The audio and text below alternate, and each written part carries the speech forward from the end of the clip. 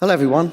My name's Ashley. Funny story, I had a lovely presentation, all nicely prepared, worked on it for weeks, and I was told on Friday that I couldn't present it. But I've got one in backup, and there's resiliency, right? So what I've been working on this year is creating a Wi-Fi podcast, and this is kind of my story about the challenges that I went through in creating it. So I started with why. So why should I create a podcast? So first of all, the best thing is sharing knowledge with our fantastic community here. So we all like to talk about Wi-Fi. We all like to share what we've been working on, and a podcast is a great way to do that. Motivation for continuous learning. So often people say the best way to learn is to teach. So it kind of motivates you to think of a new topic each week that you can bring. Creating content. So obviously we have social media that we need to keep feeding with stuff. So a podcast is a great way to keep that constant feed going. And it raises your profile. So Alan spoke at WICO last year about raising a profile, creating a brand for yourself so that you become more well-known within the community. And the other thing is it's enjoyable. So as I just mentioned, talking about Wi-Fi is a fun thing to do. So to get to do it every week consistently it's enjoyable. So what to talk about?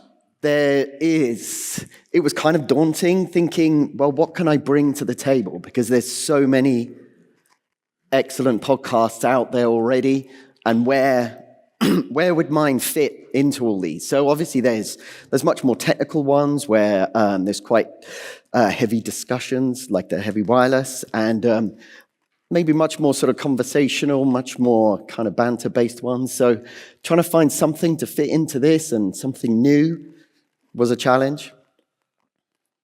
So what else did we need to think about? So the intended audience, are we going to go for just pure technical Wi-Fi people? Are we going to try and make it open to everybody? How often? So leading busy lives, having jobs, etc., trying to commit to recording a podcast on a regular basis can be tricky. So you want to keep it regular enough so that people stay interested, but you need to be able to commit to that. And promoting. So obviously, none of you will know about the podcast because we haven't started promoting it yet, but that is something that I need to start working on, is making sure everyone knows, bring up those listeners.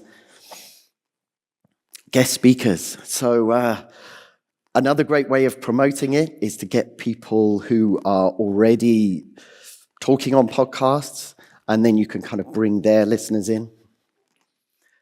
And monetization, maybe a bit of a dirty word, but obviously if you have lots of listeners and there is potential for sponsored content, so yeah, there is monetization. So this is the example that I came up with. It's a Q&A podcast, and Kieran on the right there, your left. So he plays the new person in Wi-Fi. He's just into the industry, and he's all of a sudden overwhelmed by all the information out there. So quite often he has questions to clarify, okay, what does this mean? How does this work? And I play the old wise man of Wi-Fi and attempt to answer those questions. So, answering technical questions. So, an example of a technical question is, are multi-gig uplinks needed with Wi-Fi 7? A common question that gets answered. So, to answer this, I can use an example of the 9179 with 4 client radios, 255 and 6. And if we assume Wi-Fi 7, 4 Quake Quam, probably a little bit aspirational, but if we go with 2 scale streams, short guard interval, we can bring in the data rates Obviously, these are taken from the Francois's lovely MCS index tool. So we can bring those in and then add them all up, assuming, yes, I've got 4 clients, they're all connected at 4 QuakeCon, all at the same time, and that would give me an uplink of 1.7 gig. So allowing for overhead and half duplex management, all that, probably just over 1 gigabit, right? So the answer is yes, but only just. The reason I've put this up there is answering a question like this is kind of straightforward. You can see my working, you can see the conclusion that I came to, and you can kind of follow along. But to try and explain something like this with just words can be quite challenging. I mean, obviously, there's with a podcast, it's audio only, so there's just the talking, so you have to create images with your voice. So not only technical questions we get, there's also random questions. So, for example, is the sky blue? Why is the sky blue? So, I mean, this is, again, having to describe this audio only, it can be quite tricky. I mean, how would you describe why the sky is blue?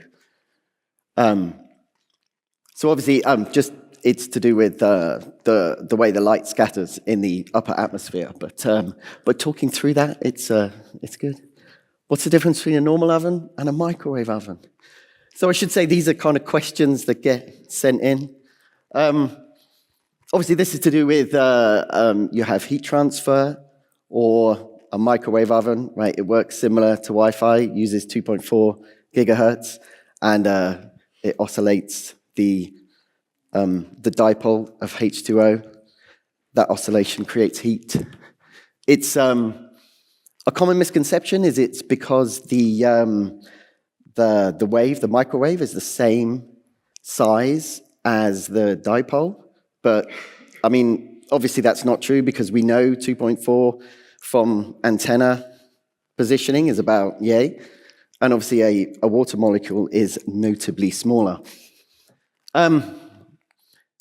Another question, how do you know the Earth isn't flat? So, I mean, this was quite a challenging one to answer because there's so much.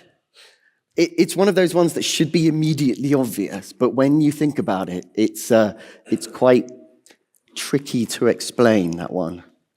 So, yeah, I want to leave you with those and to think about how would you answer those, and yeah, look out for them on the podcast soon. Thank you.